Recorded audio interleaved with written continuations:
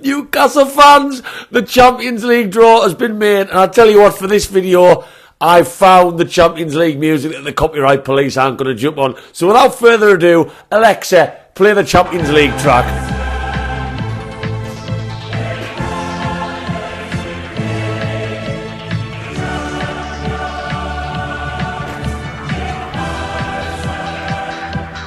That's right, Newcastle fans, we have got the group of death. And I don't care what anyone says, I don't care what I was saying before this video, I'm absolutely over the moon with it. Full reaction, all the topics, all the discussion coming up. So do us a favour, Newcastle fans, and make sure you stick around.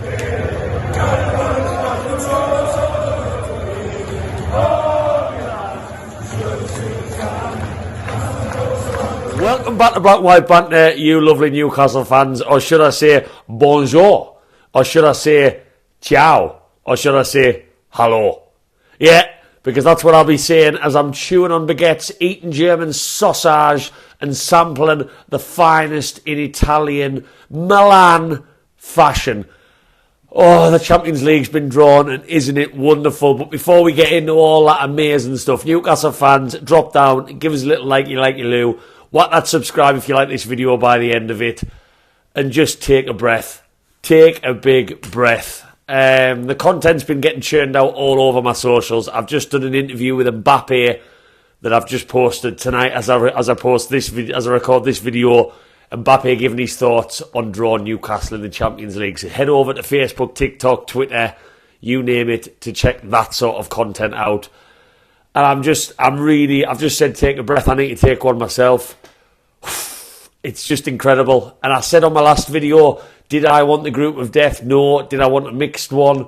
Yeah, because I wanted us to have the best opportunity to maybe at least progress into the Europa League by finishing third. But as soon as that group came out, I've already watched some content from Newcastle fans. Some people have sort of treated it with dread, like, oh no, we've got the worst ones. Something just came over us. I got a tingle in the trouser department, and I was just full of excitement. Borussia Dortmund was one of the teams I wanted, so I'm over the moon with that. Paris Saint-Germain, one of the biggest teams in Europe, huge stadium, huge city. And then you've got Milan. Milan, it had to be Milan. We took 10, 12,000 Geordies there back in 2003 when Alan Shearer scored twice to get us that draw on what was one of our most famous European nights. Sandro Tonali's just joined us from there. They were devastated about losing him. It just had to be one of the Milans, didn't it? I'm looking at that group. And yes, it would have been nice to maybe have a team that would allow us to progress, potentially, and we'll get into that in a second.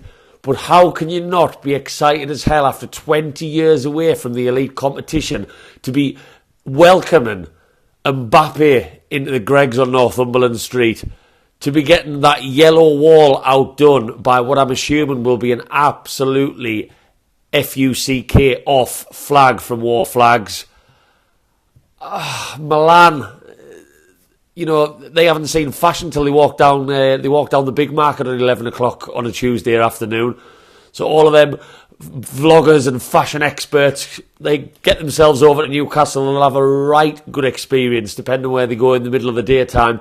But it's amazing, the atmosphere at St James's Park. I mean, the first fixture, as I record this, is in less than 3 weeks. In less than 3 weeks, we might be watching Mbappe stood looking out over the Milburn stand with the Champions League music playing, looking around it and thinking, shit, I didn't think this was going to be like this.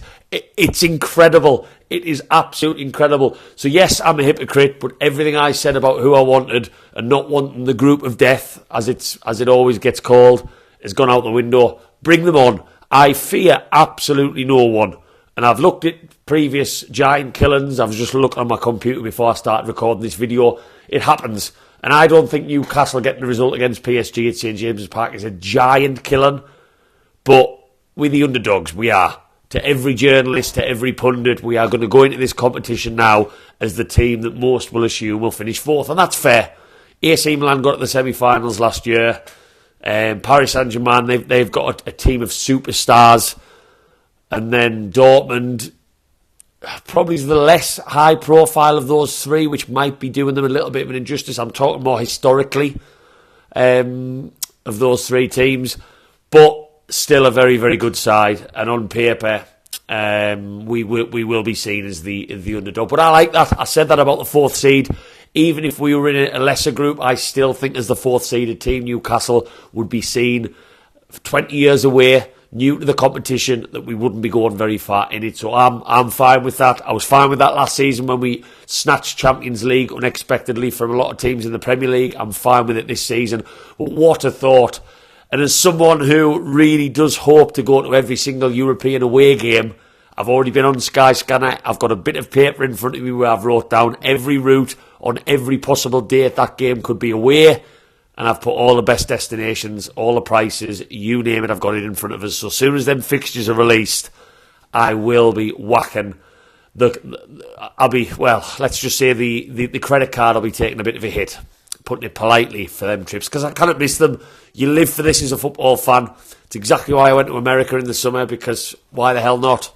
You support your football team, why not go and support them abroad? And to be watching us play, my team at Dortmund, my team at Paris Saint-Germain, Dan Burn putting one on Kylian Mbappe is just incredible. But we're going to experience three atmospheres, and I'll share some of the footage of those atmospheres now for you between the three stadiums. There's fans watching this video who will have been to the San Siro when we played Milan back in 2003.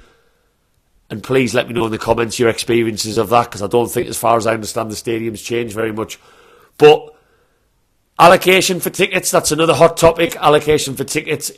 There's a UEFA law that it should be 5% of the capacity of the stadium goes to away fans. So you are talking about two 4,000 ticket allocations and a 2,500 ticket allocation. So that's generous. Fingers crossed that works in my favour. But how could you not be excited by this? And where do I think this will leave us? If I was to look into a crystal ball, do I think we'll finish fourth in the group? Yeah, potentially. I do.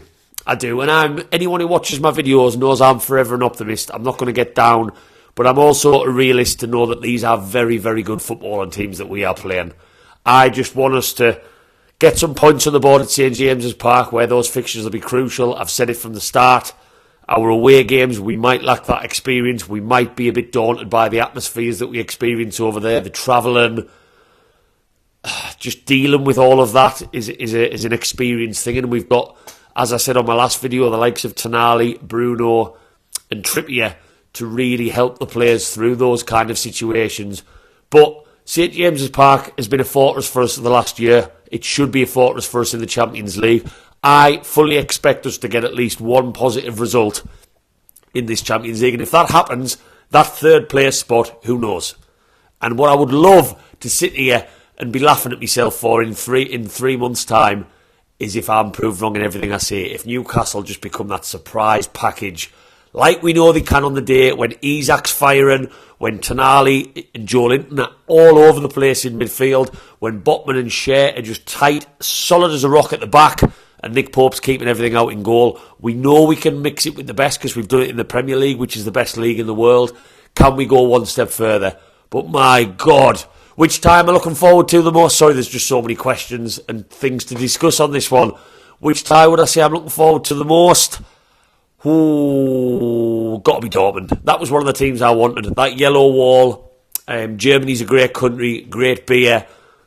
I can't miss that one. If I missed Paris Saint-Germain, I'd be gutted. I don't want to miss any, but that one wouldn't bother me as much. Paris is never a country that's interested me. The city of love, very pretentious, very poncy, frog's legs, baguettes, white wine. It just doesn't have a feel. And obviously anyone in the comments who's been on the football side when they visited Paris, let me know about the city itself. It just doesn't strike me as a football and haven, a good away day, somewhere a bit more, we're Newcastle fans, we like things a little bit more rough and ready. But the atmosphere in the stadium itself, amazing to witness. That's why this is a very, very generous, glamorous draw for us, in my opinion, because we are getting some of the nicest stadiums in Europe. We are seeing some of the finest players play against our Longstaffs, our Dan Burns. It's just incredible. It's absolutely incredible, and I'm on absolute cloud nine. Newcastle fans, let me know what you think about the draw. What ties you're looking forward to the most? Are you doing any away ones? Are you going to get a ticket at St James's Park? Or are you already worried about the demand for them? Let me know in the comments. I am going to be trying to go to every single one. And sorry this has been a bit more of a scattered video. The draw's just happened about an hour and a half after I've recorded this. My brain is in a million directions. I will look into these three teams on another video in the coming days in a little bit closer detail, a little bit more structure, analyse what this means for Newcastle in this European campaign, and also take a look at where I think fixtures can affect or be harmful to our Premier League campaign, so what matches they slot between. Newcastle fans, I'm going to finish this video by letting you know I've got a new video that I want to start where I want to get one fan who's a subscriber or a follower of me on social media to meet me in Newcastle to do a one-on-one in-person video where I get the thoughts of you guys, one per week on the last match of the weekend, everything Newcastle related, but I put the spotlight on you wonderful subscribers and followers who allow me to keep doing these videos and motivate me to keep doing these videos. So if you are interested, if you live local to Newcastle, I'll probably do the video on a Sunday. And on Sunday match days, I'll probably do it on a Saturday or whatever day suits best if you communicate. Drop me a message or let me know in the comments. If that sounds a bit to you and you can meet up with me, I want to sit down and record a YouTube video and learn more about you and get your thoughts, the beautiful subscribers who watch this video. I'll see you on the next one, Newcastle fans. Enjoy your beers. As I said on my last video, soak it all up. This is what we live for as football fans, and bring on the group of death. Shouldn't be called the group of death. It should be called the group of absolute joy. Away the lads!